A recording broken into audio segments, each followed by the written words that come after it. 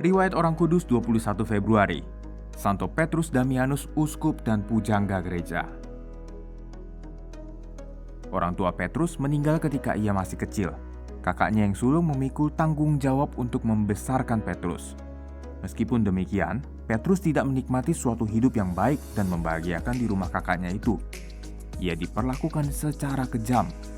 Menyaksikan keadaan Petrus, seorang saudaranya yang sudah menjadi imam mengutusnya untuk belajar di Parma. Di sekolah ini, Petrus mengalami perkembangan yang sangat baik. Tingkah lakunya disenangi banyak orang. Ia meraih prestasi yang sangat baik dalam semua mata pelajaran. Di antara kawan-kawannya, Petrus dikenal sebagai anak yang suka menolong kawan-kawannya yang mengalami kesusahan dan berbagai kesulitan. Ia memberikan uang kepada mereka meskipun tunjangan hidupnya sendiri sangat tidak memadai. Setelah menjalani suatu sejarah hidup yang kelam dan panjang, ia akhirnya ditabiskan menjadi imam. Tekadnya sebagai imam ialah tidak mau mengabdi Tuhan setengah-setengah.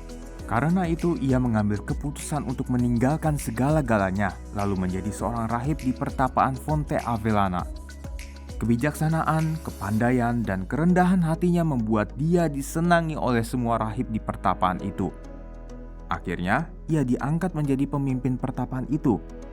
Dalam kedudukannya sebagai pemimpin, pertapaannya mengalami perubahan-perubahan yang menggembirakan. Ia juga sering diminta untuk membantu membereskan masalah-masalah yang menimpa biara-biara lain. Ia pun diangkat menjadi penasihat pribadi untuk 7 orang paus.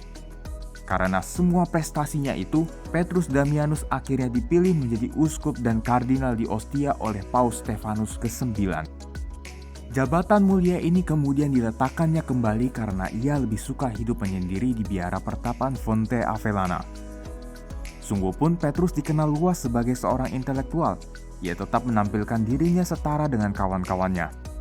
Ia dengan senang hati mengerjakan tugas-tugas dari biaranya, mengikuti aturan-aturan yang berlaku, menyelesaikan pekerjaan-pekerjaan tangan seperti membuat sendok dari kayu dan memperbaiki keranjang. Pada tahun 1072, Petrus Damianus meninggal dunia.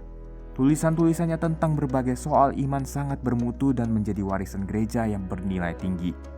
Oleh gereja, Petrus Damianus dihormati sebagai pujangga gereja.